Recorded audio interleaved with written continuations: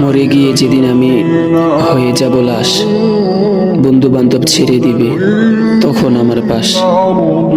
কেউ বলবে বাঁশ কেটে আনো তাড়াতাড়ি, কেউ বলবে মাটি দিয়ে কখন যাব বাড়ি। আজ আমি জীবিত বলে সবাই আমার আপন, মরে গেলে আপন হবে শুধুই সাদা কাফন। মসজিদে আজান দিলে নামাজে যাওয়ার জন্য তৈরি হও। হয়তো নামাজ না পড়ে থাকতে পারবে, কিন্তু মৃত্যুর পথ থেকে কখনো বাঁচতে পারবে না।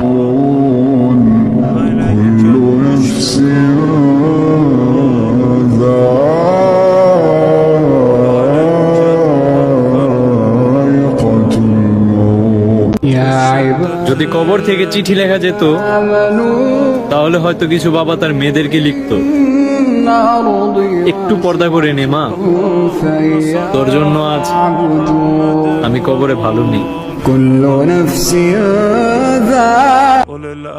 وله الجوار المنشآت في البحر كالأعلام فبأي آلاء ربكما تكذبان إن مع العسر يسرا हर मुश्किल के साथ आसानी है। রোজা রেখে বেশি বেশি ইস্তেগফার করবেন। কি করবেন বলেন?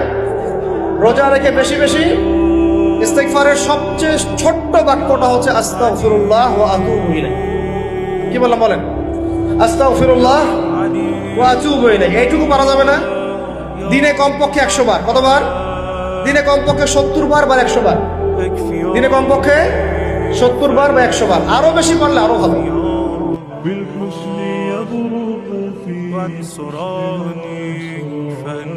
তুমি সুন্দরী, তুমি সুস্নিগ্ধা, তুমি রূপবতী, তুমি গুণবতী, তুমি সুহাসিনী, তুমি সুকেশিনী, তুমি শুভাসিনী, তুমি অসূর্যম পোষ্যা, মেঘ কালো কেশ, কাজল কালো চুল, হরিণের মতো টাগর টাগর দুটি তোমার চোখ।